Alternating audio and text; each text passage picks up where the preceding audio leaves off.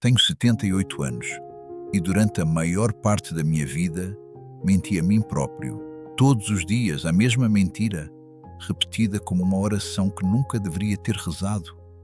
E essa mentira tão simples, tão inocente na aparência, roubou-me mais do que alguma vez conseguirei recuperar. Chamo-me António Manuel dos Santos, e hoje vou partilhar consigo, com toda a honestidade que me resta, os arrependimentos que carrego no peito, não para vos entristecer, não, mas porque talvez ainda vá a tempo de não cometer os mesmos erros que eu cometi. Sabe, há uma saudade que não se explica com palavras, uma saudade que mora no fundo do coração, que aperta a garganta quando menos se espera, que nos faz acordar de madrugada a pensar naquilo que já não volta. Eu conheço bem essa saudade. Tornamo-nos velhos amigos, ela e eu. Durante 43 anos, trabalhei nos estaleiros de Viana do Castelo. 43 anos a ver navios nascerem das minhas mãos, a sentir o cheiro do ferro e da maresia, a ouvir o barulho das soldaduras que ainda hoje ecoa nos meus ouvidos quando fecho os olhos. Era um trabalho duro, um trabalho de homem, dizia eu com orgulho. Saía de casa antes do sol nascer e muitas vezes só regressava quando a lua já ia alta no céu. A minha Teresa, a minha mulher, esperava-me sempre com a sopa quente na mesa. 52 anos de casamento. 52 anos! E eu só percebi verdadeiramente o que ela significava para mim, quando já era tarde demais. Mas deixem-me voltar ao princípio, porque há uma coisa que vocês precisam de entender antes de continuarmos. Eu não sou nenhum especialista em viver. Não tenho cursos nem diplomas pendurados na parede. A minha universidade foi a vida, as marés altas e baixas, os temporais que enfrentei e os naufrágios dos quais sobrevivi. E se hoje me atrevo a falar consigo desta maneira, é porque aprendi da forma mais dolorosa que existe. Aprendi perdendo. Em 2017, no dia 3 de novembro, um dia que nunca mais vou esquecer, o meu coração decidiu parar. Assim, sem aviso, sem pedir licença. Estava em casa, tinha acabado de almoçar um bacalhau à Gomes de Sá que a Teresa tinha preparado. E, de repente, uma dor no peito, como se alguém me estivesse a esmagar por dentro. Caí no chão da cozinha e a última coisa que vi antes de tudo ficar escuro foram os azulejos brancos e azuis que a minha sogra nos tinha oferecido quando casamos. Acordei 3 dias depois no Hospital de Santa Maria, em Lisboa, porque me tinham transferido de urgência. A Teresa estava lá, com os olhos vermelhos de tanto chorar, a segurar-me a mão como se tivesse medo que eu fugisse para outro lugar. E os meus filhos, o Pedro e a Mariana, estavam lá também. Tinham vindo a correr, o Pedro de Bruxelas, onde trabalha há 20 anos, a Mariana do Algarve. E foi nesse momento, naquela cama de hospital, rodeado de tubos e máquinas a apitar, que eu percebi a grande mentira que tinha contado a mim próprio durante toda a vida. A mentira era simples, 3 palavras apenas. Ainda tenho tempo para brincar com os netos. Ainda tenho tempo para levar a Teresa àquela viagem aos Açores que ela sempre quis fazer. Ainda tenho tempo para dizer ao Pedro que tenho orgulho nele. Ainda tenho tempo para pedir desculpa à Mariana pelas vezes que fui duro demais. Ainda tenho tempo. Mas o tempo é como a maré. Não espera por ninguém, não faz pausas, não dá segundas oportunidades. O tempo corre sempre para a frente e nós ficamos para trás a olhar para ele com essa saudade que nos consome por dentro. Sabe quantas vezes a minha neta Beatriz me pediu para ir buscá-la à escola? Sabe quantas vezes ela me pediu para lhe ler uma história antes de dormir? Sabe quantas vezes ela me desenhou com lápis de cor e me ofereceu aqueles desenhos onde eu aparecia como um gigante, de mãos enormes e sorriso ainda maior? E sabe quantas vezes eu disse: avô, não pode hoje, avô está cansado, avô tem de trabalhar. Mas qualquer dia o avô vai, prometo. Qualquer dia, essa expressão maldita, qualquer dia que nunca chegava, que era sempre adiado para outro qualquer dia, até que um dia a Beatriz deixou de pedir. Cresceu. Já não precisava que a fossem buscar à escola. Já não queria histórias antes de dormir. E aquele avô gigante dos desenhos tinha-se tornado apenas um velho sentado no sofá a ver o noticiário da noite. Este é o primeiro arrependimento que carrego comigo, o primeiro de muitos, e quero partilhá-lo consigo em detalhe, porque talvez, só talvez, ainda vá a tempo de não repetir os meus erros. Arrependimento número 1. O tempo roubado aos netos. Eu tenho 4 netos, a Beatriz, que já vos falei, o Tiago, a pequena Inês e o Martim, que vive em Bruxelas com o meu filho Pedro. 4 netos, 4 mundos que eu deveria ter explorado como um navegador, descobre terras novas. Mas não descobri, passei ao lado. O Tiago gostava de futebol. Queria que eu fosse ver os jogos dele ao fim de semana. Era guarda-redes da equipa de infantis do Sporting de Braga. E eu que tinha sido jogador amador na minha juventude, eu que sabia o que era sentir a relva debaixo das botas, eu que conhecia a emoção de defender um pénalti no último minuto, eu dizia-lhe sempre a mesma coisa: fica para a próxima, filho. O avô está cansado, o avô trabalhou a semana toda e a próxima nunca chegava. E o Tiago deixou de jogar à bola. E hoje tem 25 anos e trabalha numa empresa de informática em Guimarães. Quando nos encontramos, nas reuniões de domingo, quando acontecem, falamos do tempo e do preço da gasolina, nada mais, porque não construímos memórias juntos, não temos histórias para partilhar, não temos aquele jogo que ele ganhou e o avô estava lá a aplaudir, porque o avô nunca estava lá. Se pudesse voltar atrás, sabe o que fazia?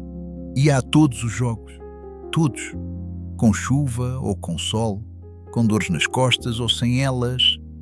Sentava-me naquela bancada de cimento frio e gritava o nome dele até ficar rouco.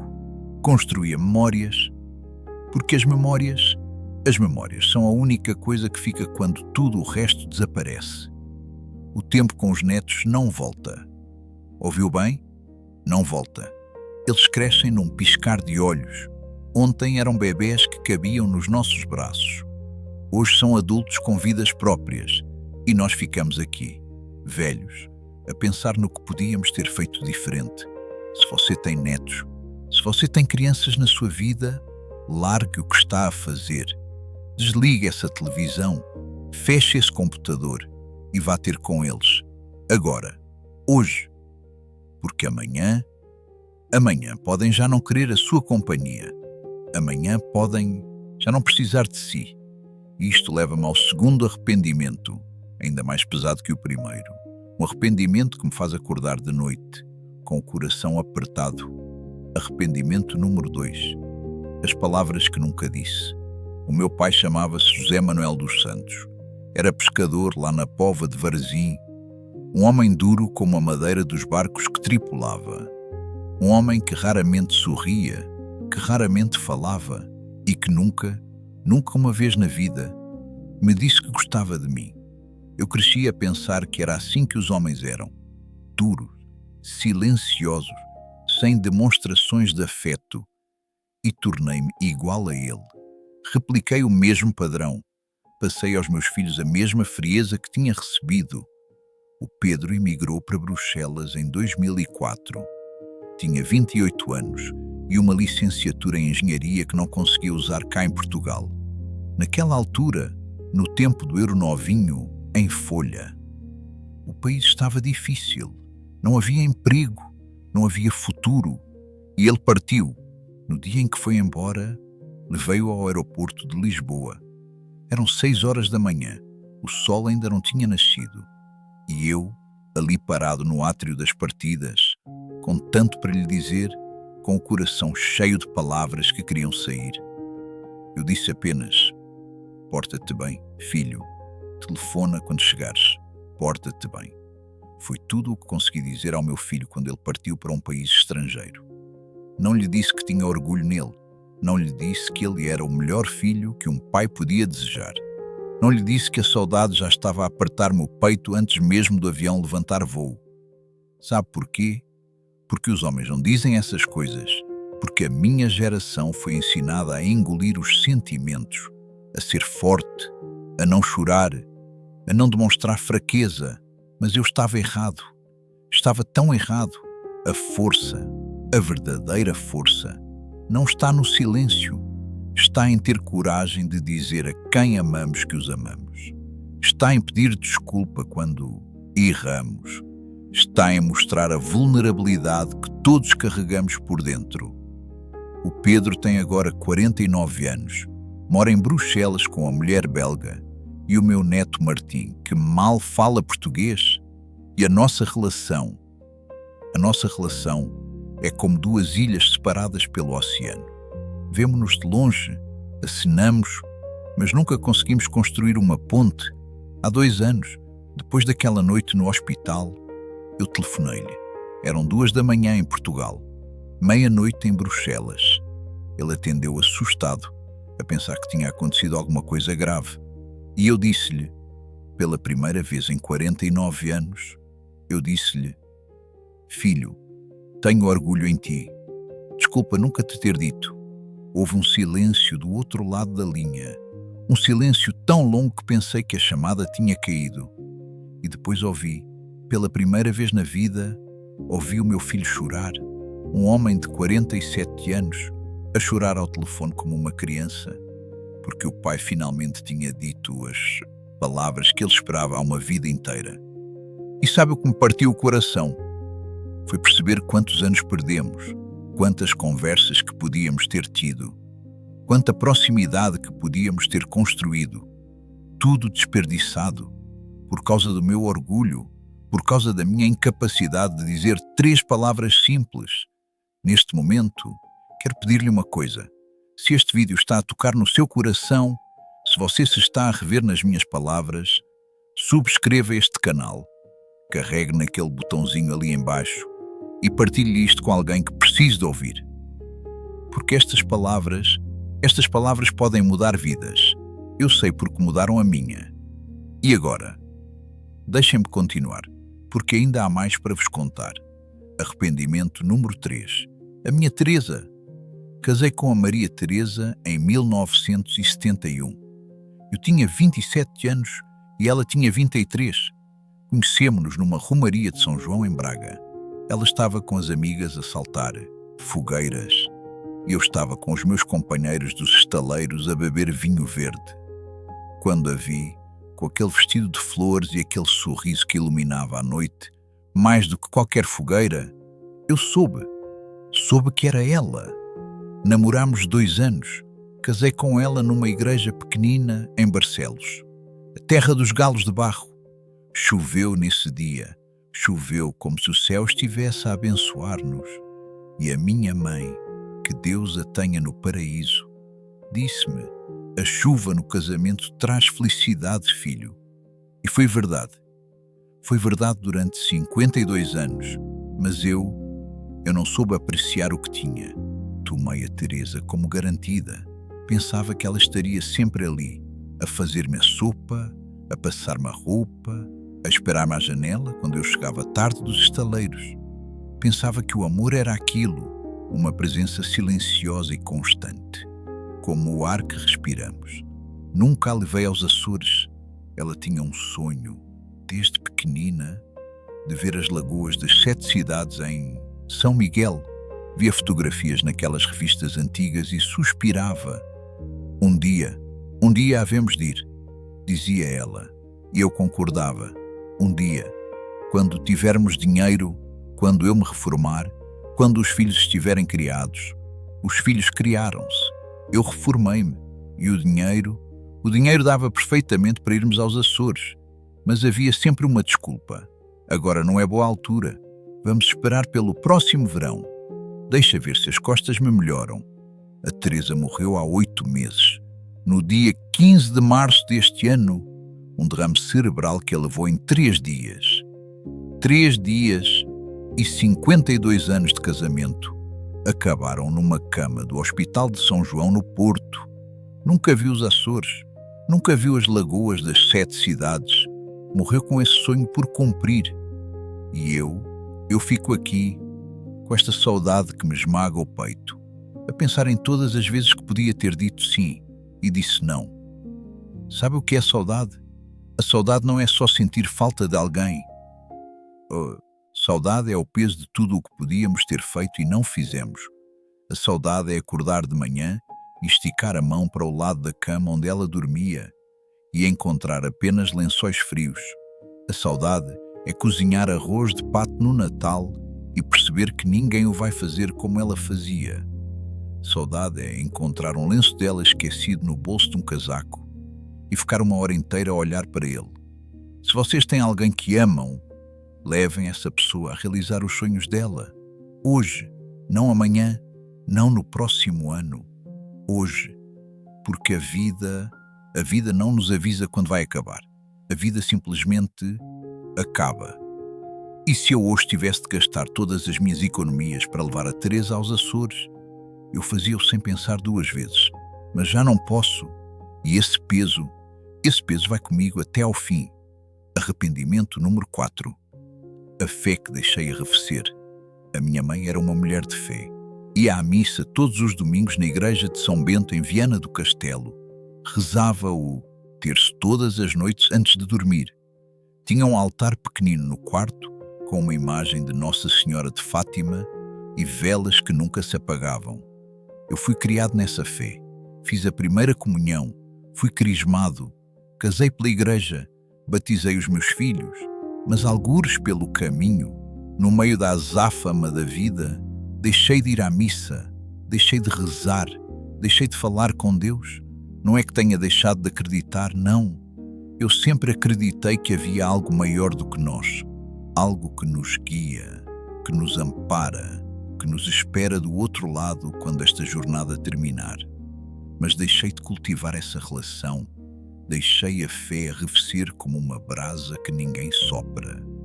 E agora que estou mais perto do fim do que do princípio, sinto essa falta. Sinto falta daquela paz que a minha mãe tinha, daquela certeza tranquila de que tudo fazia sentido, de que os sofrimentos desta vida tinham um propósito, de que a morte não era o fim, mas apenas uma passagem. Voltei a ir à missa depois da Teresa partir.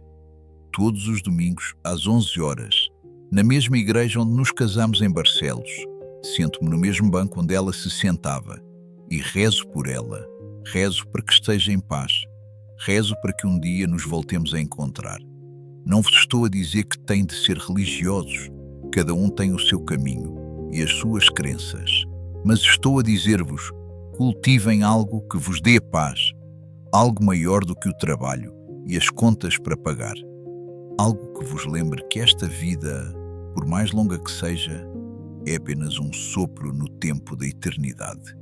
E agora chegamos ao último arrependimento, o mais difícil de todos, o que me custa mais admitir. Arrependimento número 5. Ter trabalhado demais.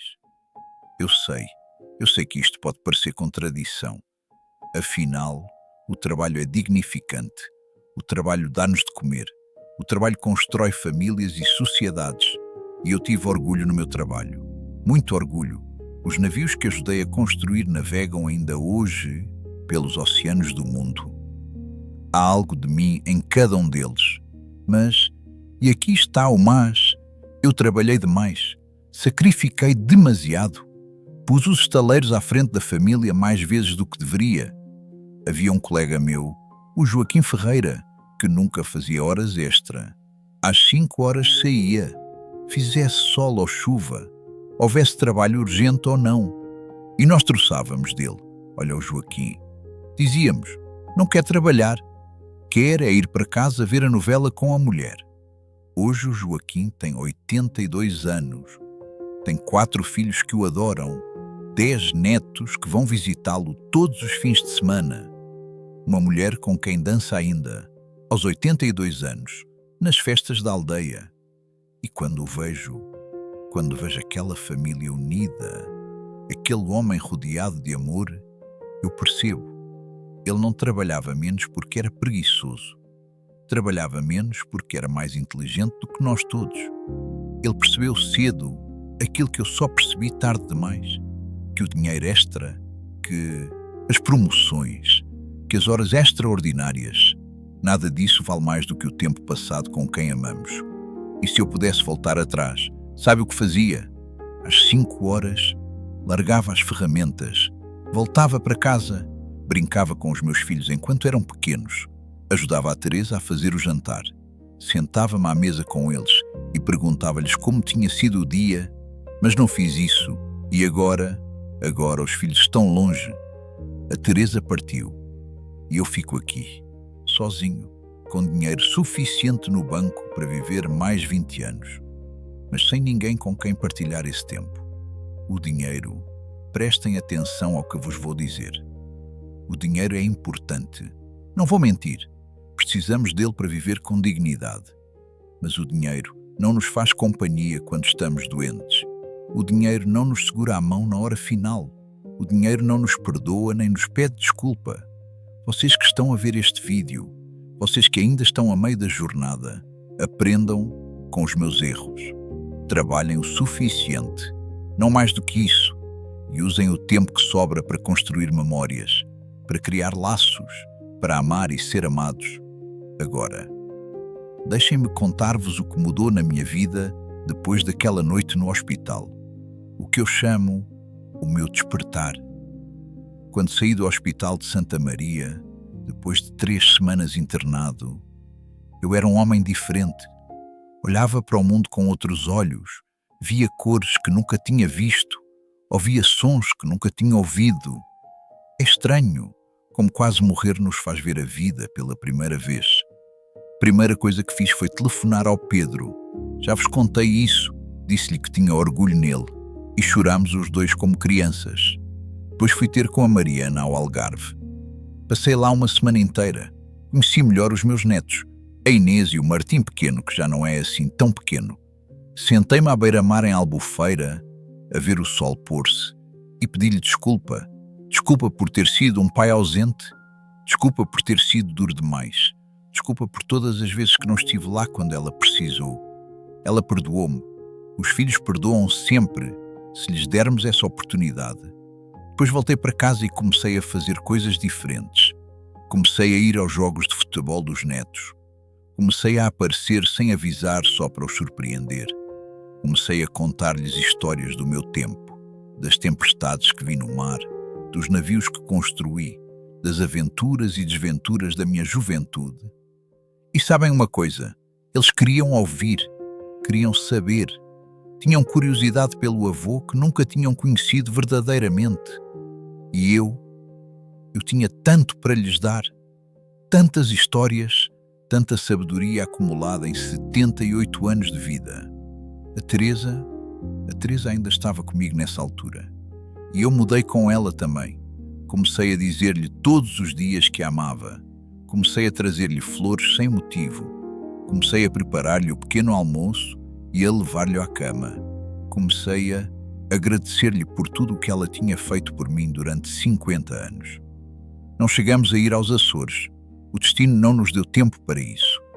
Mas nos últimos meses que passamos juntos, esses meses foram os melhores de todo o nosso casamento. Porque finalmente eu estava presente, não só de corpo, mas de alma.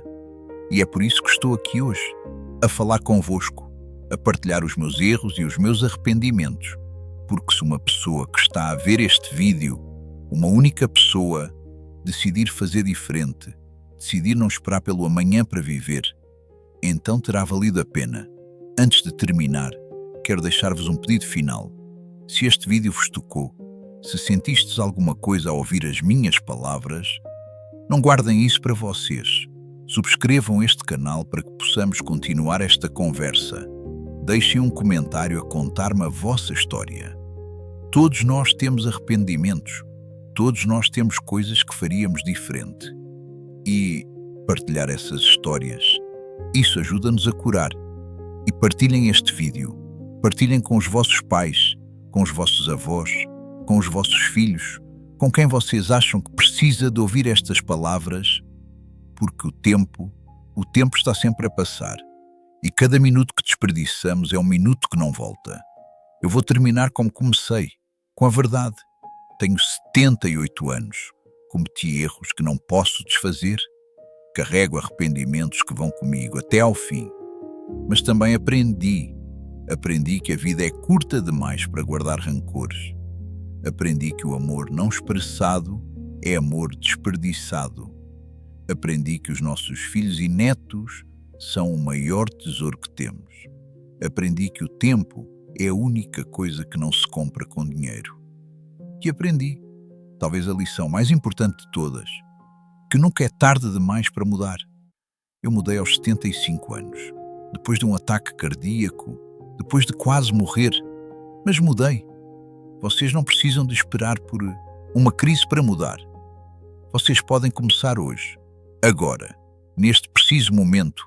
Liguem a alguém de quem gostam, digam-lhe que o amam, peçam desculpa por algo que fizeram, perdoem alguém que vos magoou, façam planos para passar tempo com a família, realizem aquele sonho que andam a adiar.